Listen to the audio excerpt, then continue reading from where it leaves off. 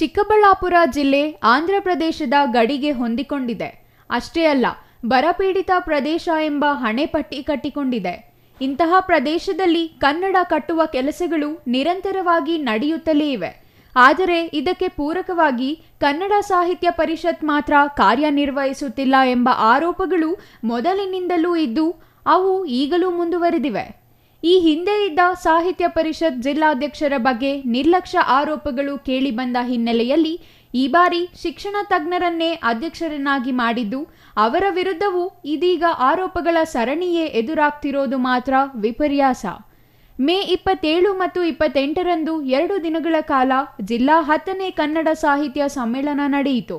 ಈ ಸಮ್ಮೇಳನ ಉದ್ಘಾಟನೆ ದಿನವೇ ಜಿಲ್ಲಾ ಕನ್ನಡ ಭವನ ಉದ್ಘಾಟನೆಯೂ ಇದ್ದ ಕಾರಣ ಮೊದಲ ದಿನ ಜಿಲ್ಲಾಡಳಿತ ಸೇರಿದಂತೆ ಜಿಲ್ಲಾ ಮಟ್ಟದ ಅಧಿಕಾರಿಗಳು, ಜನಪ್ರತಿನಿಧಿಗಳು, ಅವರ ಬೆಂಬಲಿಗರು ಭಾಗವಹಿಸಿದರೂ ಕನ್ನಡ ಭವನದಲ್ಲಿ 100 ಮಂದಿ ಆಗಿರಲಿಲ್ಲ. ಇದನ್ನು ಮೊದಲೇ ನಿರೀಕ್ಷೆ ಮಾಡಿದ್ದ ಸಾಹಿತ್ಯ ಪರಿಷತ್ ಪದಾಧಿಕಾರಿಗಳು ಶಾಲಾ ಕಾಲೇಜುಗಳಿಂದ ಮಕ್ಕಳನ್ನು ಕರೆತಂದು ಸಭಾಂಗಣ ತುಂಬಿಸುವ ಕೆಲಸ ಮಾಡಿದರು. ಇನ್ನು 2ನೇ ದಿನ ವೇದಿಕೆ ಮೇಲಿದ್ದ ಗಣ್ಯರನ್ನು ಹೊರತುಪಡಿಸಿದರೆ ಸಭಾಂಗಣದಲ್ಲಿ ತುಂಬಿದ್ದು ಕೇವಲ ಶಾಲಾ ಮಕ್ಕಳು ಮಾತ್ರ. ಸಾಹಿತ್ಯ ಪರಿಷತ್ ಪದಾಧಿಕಾರಿಗಳು ವೇದಿಕೆ ಮೇಲೆ ಮಿಂಚುವುದು ಮತ್ತು ಫೋಟೋಗಳಿಗೆ ಪೋಸ್ ನೀಡುವುದಕ್ಕೆ ಮಾತ್ರ ಸೀಮಿತವಾದ ಪರಿಣಾಮ ಊಟದ ವ್ಯವಸ್ಥೆ ಅವ್ಯವಸ್ಥೆಗಳ ಆಗರವಾಯಿತು. ಸಮ್ಮೇಳನದಲ್ಲಿ ಭಾಗವಹಿಸಿದ ಮಕ್ಕಳಿಗೂ ಊಟ ಸಿಗದೆ ಪರದಾಡುವ ಸ್ಥಿತಿ ನಿರ್ಮಾಣವಾಯಿತು. ಈ ಎಲ್ಲ ಟೀಕೆಗಳ ನಡುವೆ ಇದೀಗ ಗೋಷ್ಠಿಗಳು ಮತ್ತು ನಿರ್ಣಯಗಳ ಬಗ್ಗೆಯೂ ಅಪಸ್ವರ ಕೇಳಿಬಂದಿದೆ. ಕನ್ನಡ ಸಾಹಿತ್ಯ ಪರಿಷತ್ತಿನ ಹಿರಿಯ ಸದಸ್ಯರು, ಮಾಜಿ ಸಮ್ಮೇಳನಾಧ್ಯಕ್ಷರೂ ಆಗಿರುವ ಟಿ.ಎಸ್. ನಾಗೇಂದ್ರ ಬಾಬು ಈ ಕುರಿತು ಮಾತನಾಡಿ, ಜಿಲ್ಲೆಯ ಜ್ವಲಂತ ಸಮಸ್ಯೆಗಳ ಬಗ್ಗೆ ಗೋಷ್ಠಿ ನಡೆಸಿ ನಿರ್ಣಯ ಕೈಗೊಳ್ಳುವಲ್ಲಿ ಸಮ್ಮೇಳನ ವಿಫಲವಾಗಿದೆ ಎಂದು ಆರೋಪಿಸಿದ್ದಾರೆ. ಅಲ್ಲದೆ ಸರ್ಕಾರದ ಕಾರ್ಯಕ್ರಮದಂತೆ ಸಾಹಿತ್ಯ ಸಮ್ಮೇಳನ ನಡೆಸುವ ಮೂಲಕ ಸರ್ಕಾರದ ಭಜನೆ ಮಾಡಲು ಬಳಸಿಕೊಂಡಿರುವುದು ವಿಪರ್ಯಾಸ ಎಂದು ಅವರು ಜರಿದಿದ್ದಾರೆ. ಸಾಹಿತ್ಯ ಸಮ್ಮೇಳನದಲ್ಲಿ ಜಿಲ್ಲೆಯ ಜ್ವಲಂತ ಸಮಸ್ಯೆಯಾದ ನೀರಾವರಿ ಸಮಸ್ಯೆ ಬಗ್ಗೆ ಬೆಳಕು ಚೆಲ್ಲುವ ಯಾವುದೇ ಗೋಷ್ಠಿಯನ್ನು ಆಯೋಜಕರು ನಿರ್ವಹಿಸದೆ ಜಿಲ್ಲೆಯ ಜನತೆಯ ಹಾಗೂ ನೀರಾವರಿ ಹೋರಾಟಗಾರರಲ್ಲಿ ತೀವ್ರ ನಿರಾಸೆ ಮೂಡಿಸಿದ್ದಾರೆ. ಚಿಕ್ಕಬಳ್ಳಾಪುರ ಜಿಲ್ಲೆ ಸೇರಿದಂತೆ ಬಯಲು ಸೀಮೆ ಜಿಲ್ಲೆಗಳಿಗೆ ಶಾಶ್ವತ ನೀರಾವರಿ ಸೌಲಭ್ಯಕ್ಕಾಗಿ ಕಳೆದ 3 ದಶಕಗಳಿಂದ ಶಾಶ್ವತ ನೀರಾವರಿ ಹೋರಾಟ ಸಮಿತಿ ಹೋರಾಟಗಳನ್ನು ನಡೆಸಿಕೊಂಡು ಬಂದಿದ್ದು, 10ನೇ ಜಿಲ್ಲಾ ಸಮ್ಮೇಳನದಲ್ಲಿ ಈ ಬಗ್ಗೆ ಒಂದು ವಿಚಾರಗೋಷ್ಠಿ ಏರ್ಪಡಿಸಬೇಕಿತ್ತು. ಸಮ್ಮೇಳನದ ಮೂಲಕ ಕೈಗೊಳ್ಳುವ ನಿರ್ಣಯದಲ್ಲಿ ನೀರಾವರಿ ಸಮಸ್ಯೆ ಸೇರಿಸಬೇಕಿತ್ತು. ಈ ಯಾವುದನ್ನು 10ನೇ ಜಿಲ್ಲಾ ಸಮ್ಮೇಳನದಲ್ಲಿ ಆಯೋಜಕರು ಮಾಡದೆ ಹೊಣೆಗೇಡಿತನ ಪ್ರದರ್ಶಿಸಿದ್ದಾರೆ ಎಂದರು. ಚಿಕ್ಕಬಳ್ಳಾಪುರದಲ್ಲಿ ಜಿಲ್ಲಾ ಸಮ್ಮೇಳನ 2 ಬಾರಿ ವಿವಿಧ ಕಾರಣಗಳಿಂದಾಗಿ ಮುಂದೂಡಲ್ಪಟ್ಟಿತ್ತು. ಆಗ ಲೋಪದೋಷಗಳನ್ನು ತಿದ್ದುಕೊಂಡು 3ನೇ ದಿನಾಂಕಕ್ಕೆ ಸಮ್ಮೇಳನ ಮಾಡುವುದಾಗಿ ಜಿಲ್ಲಾ ಕನ್ನಡ ಸಾಹಿತ್ಯ ಪರಿಷತ್ ಅಧ್ಯಕ್ಷರು ಹೇಳಿದ್ದರು. ಸಮ್ಮೇಳನದಲ್ಲಿ ನೀರಾವರಿ ಸಮಸ್ಯೆ ತೆಗೆದುಕೊಳ್ಳುತ್ತಾರೆ ಎಂದು ನಂಬಿದ್ದರು. ಆದರೆ ಸರ್ಕಾರದ ಅನುದಾನ ನಂಬಿಕೊಂಡು ಸರ್ಕಾರದ ಕನ್ನಡ ಭವನದಲ್ಲಿ ಸಾಹಿತ್ಯ ಸಮ್ಮೇಳನ ಏರ್ಪಡಿಸುವ ಮುಲಾಜಿಗೆ ಬಿದ್ದಿದ್ದ ಜಿಲ್ಲಾ ಕನ್ನಡ ಸಾಹಿತ್ಯ ಪರಿಷತ್ತಿನವರು ಸರ್ಕಾರಕ್ಕೆ ಮತ್ತು ಜಿಲ್ಲಾಡಳಿತಕ್ಕೆ ಮುಜುಗರ ತರುವ ಶಾಶ್ವತ ನೀರಾವರಿ ಸಮಸ್ಯೆ ಬಗ್ಗೆ ಯಾವುದೇ ಗೋಷ್ಠಿ ಅಥವಾ ನಿರ್ಣಯ ತೆಗೆದುಕೊಳ್ಳದಿರುವುದು ಇವರ ನಾಡು, ನುಡಿ, ನೆಲ, ಜಲದ ಸಾಚಾತನವನ್ನು ಪ್ರಶ್ನಿಸುವಂತಾಗಿದೆ ಎಂದರು. ಈ ಹಿಂದೆ ಕೋಲಾರ ಜಿಲ್ಲೆ ಮತ್ತು ಬೆಂಗಳೂರು ಗ್ರಾಮಾಂತರ ಜಿಲ್ಲೆಯಲ್ಲಿ ನಡೆದಿದ್ದ ಕನ್ನಡ ಸಾಹಿತ್ಯ ಸಮ್ಮೇಳನಗಳಲ್ಲಿ ಶಾಶ್ವತ ನೀರಾವರಿ ಸಮಸ್ಯೆ ಬಗ್ಗೆ ಗೋಷ್ಠಿಗಳನ್ನು ಏರ್ಪಡಿಸಿದ್ದರು.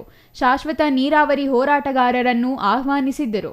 ಆದರೆ ಕನ್ನಡತೆಯಲ್ಲಿಯೇ ಇರುವ ಶಾಶ್ವತ ನೀರಾವರಿ ಹೋರಾಟಗಾರರು ಜಿಲ್ಲಾ ಕನ್ನಡ ಸಾಹಿತ್ಯ ಸಮ್ಮೇಳನದ ಆಯೋಜಕರ ಕಣ್ಣಿಗೆ ಬೀಳದೆ ಇರುವುದು ತೀವ್ರ ನೋವಿನ ಸಂಗತಿಯಾಗಿದೆ ಎಂದು ಅವರು ಹೇಳಿದ್ದಾರೆ. ಅಲ್ಲದೆ ಚಿಕ್ಕಬಳ್ಳಾಪುರ ಜಿಲ್ಲೆಯ ಜನತೆಗೆ ಮಾರಕವಾಗಿರುವ ಎಚ್.ಎನ್. ವ್ಯಾಲಿ ತ್ಯಾಜ್ಯ ನೀರು 3ನೇ ಹಂತದ ಶುದ್ಧೀಕರಣದ ಬಗ್ಗೆಯೂ ಸರ್ಕಾರದ ಮೇಲೆ ಒತ್ತಡ ತರುವ ಕೆಲಸಕ್ಕೆ ಮುಂದಾಗಿಲ್ಲ. ಕನ್ನಡ ಸಾಹಿತ್ಯ ಪರಿಷತ್ತಿನವರಿಗೆ ನೀರು ಬೇಕಿಲ್ಲವೇ? ಆ ಸದಸ್ಯರು ನೀರು ಕುಡಿಯುವುದಿಲ್ಲವೇ? ಅವರಿಗೆ ತ್ಯಾಜ್ಯ ನೀರಿನ ಸಮಸ್ಯೆಯಿಂದ ಉಂಟಾಗುವ ರೋಗಗಳ ಬಗ್ಗೆ ಅರಿವಿಲ್ಲವೇ ಎಂದು ಪ್ರಶ್ನಿಸಿದ್ದಾರೆ. ಅಲ್ಲದೆ ಸಮ್ಮೇಳನ ಅಧ್ಯಕ್ಷರ ಆಯ್ಕೆಯಲ್ಲಿಯೂ ಜಿಲ್ಲಾ ಕನ್ನಡ ಸಾಹಿತ್ಯ ಪರಿಷತ್ ಎಡವಿದೆ ಎಂಬ ಆರೋಪಗಳು ಕೇಳಿಬಂದಿವೆ. ಈ ಕುರಿತು ಸಾಮಾಜಿಕ ಜಾಲತಾಣಗಳಲ್ಲಿಯೂ ಪ್ರಶ್ನೆ ಮೂಡಲಾಗುತ್ತಿದೆ. ಈ ಎಲ್ಲ ಗೊಂದಲಗಳ ನಡುವೆ ಕೇವಲ ವಿದ್ಯಾರ್ಥಿಗಳಷ್ಟೇ ಸೀಮಿತವಾಗಿ ಕೆಲವರನ್ನು ಸನ್ಮಾನಿಸುವುದಷ್ಟೇ ಸೀಮಿತವಾಗಿತ್ತು. ಜೊತೆಗೆ ಜಿಲ್ಲಾಡಳಿತ ಮತ್ತು ಸರ್ಕಾರವನ್ನು ಮೆಚ್ಚಿಸುವುದಕ್ಕಾಗಿಯೇ ಸಾಹಿತ್ಯ ಸಮ್ಮೇಳನ ಮೀಸಲಾಗಿತ್ತು ಎಂದು ತರಾಟೆಗೆ ತೆಗೆದುಕೊಂಡಿದ್ದಾರೆ. ಮೇ 27 ಮತ್ತು 28 2 ದಿನಗಳ ಕಾಲ 10ನೇ ಜಿಲ್ಲಾ ಕನ್ನಡ ಸಾಹಿತ್ಯ ಸಮ್ಮೇಳನ ಹಾಗೂ ಕನ್ನಡಿಗರ ಬಹು ವರ್ಷಗಳ ನಿರೀಕ್ಷೆ ಆದಂತಹ ಕನ್ನಡ ಭವನ ಲೋಕಾರ್ಪಣೆ ಆಯಿತು. ಹಾಗೆ ಸಾಹಿತ್ಯ ಸಮ್ಮೇಳನನೂ ಅದೇ ಕಟ್ಟಡದಲ್ಲಿ ಆಯಿತು. ಸಂತೋಷ. ಕನ್ನಡ ಸಾಹಿತ್ಯಾತ್ಮಕ ಚಟುವಟಿಕೆಗಳು ಇಂತಹ ಗಡಿ ಜಿಲ್ಲೆಗಳಲ್ಲಿ ಆಗಾಗ ನಡೀತಾನೆ ಇರಬೇಕು. ಆದರೆ ಇಲ್ಲೊಂದು ವಿಚಾರ ಹೇಳೋದಕ್ಕೆ ನಾನು ತುಂಬ ವಿಷಾದಿಸ್ತೀನಿ. ಕಾರಣ ಏನು ಅಂದರೆ, ಶಾಶ್ವತವಾದ ನೀರಾವರಿ ಸೌಲಭ್ಯದಿಂದ ಚಿಕ್ಕಬಳ್ಳಾಪುರ ಜಿಲ್ಲೆ, ಕೋಲಾರ ಜಿಲ್ಲೆ, ಬೆಂಗಳೂರು ಗ್ರಾಮಾಂತರ ಜಿಲ್ಲೆ ಪ್ರಮುಖವಾಗಿ 3 ಜಿಲ್ಲೆಗಳನ್ನು ಒಳಗೊಂಡಂತೆ ಬಯಲು ಸೀಮೆಯ 10 ಜಿಲ್ಲೆಗಳಲ್ಲಿ ಶಾಶ್ವತ ನೀರಾವರಿ ಸಮಸ್ಯೆ 3 ದಶಕಗಳಿಂದ ಜನಗಳನ್ನು ಕಾಡ್ತಾ ಇದೆ. ಇದೇ ಶಾಶ್ವತ ನೀರಾವರಿ ಸಮಸ್ಯೆ ನಿವಾರಣೆಗೋಸ್ಕರ ಜಿಲ್ಲಾ ಶಾಶ್ವತ ನೀರಾವರಿ ಹೋರಾಟ ಸಮಿತಿ ಅಂತ ಅಂದ್ಬಿಟ್ಟು ಒಂದು ಸಮಿತಿ ಹುಟ್ಟುಕೊಂಡು 3 ವರ್ಷಗಳ ಕಾಲ ಸುದೀರ್ಘವಾದಂತಹ 3 ದಶಕಗಳ ಕಾಲ ಸುದೀರ್ಘವಾದಂತಹ ಹೋರಾಟಗಳನ್ನು ನಡೆಸ್ಕೊಂಡು ಬಂತು. ಸರ್ಕಾರದ ಗಮನ ಸೆಳೆಯೋದ್ರಲ್ಲಿ ತುಂಬ ಪ್ರಯತ್ನ ಪಡ್ತು. ನೀರಿಗಾಗಿ ಹೋರಾಟ ಮಾಡಿದಂತಹ ಸಂದರ್ಭದಲ್ಲಿ ಅನೇಕ ನೀರಾವರಿ ಹೋರಾಟಗಾರರ ಮೇಲೆ ಕೇಸುಗಳು ಕೂಡ ಅಂದಿನ ಸರ್ಕಾರಗಳು ಹಾಕಿ ಅವ್ರ ನ್ಯಾಯಾಲಯದ ಮೆಟ್ಟಲಿನಲ್ಲಿ ಏರುವಂತೆ ಮಾಡಿ ವರ್ಷಗಳ ಕಾಲ ನ್ಯಾಯಾಲಯ ಕಲ್ದಾಡಿದ್ದಾರೆ.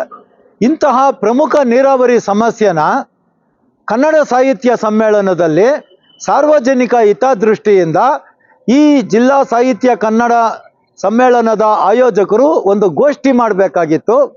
ಅಥವಾ 10ನೇ ಕನ್ನಡ ಸಾಹಿತ್ಯ ಸಮ್ಮೇಳನದ ನಿರ್ಣಯ ಕೈಗೊಳ್ಳುವಲ್ಲಿ ಸರ್ಕಾರಕ್ಕೆ ಶಾಶ್ವತ ನೀರಾವರಿ ಸೌಲಭ್ಯದ ಬಗ್ಗೆ ಒಂದು ನಿರ್ಣಯ ಕಳಿಸ್ಕೊಡ್ಬೇಕಾಗಿತ್ತು.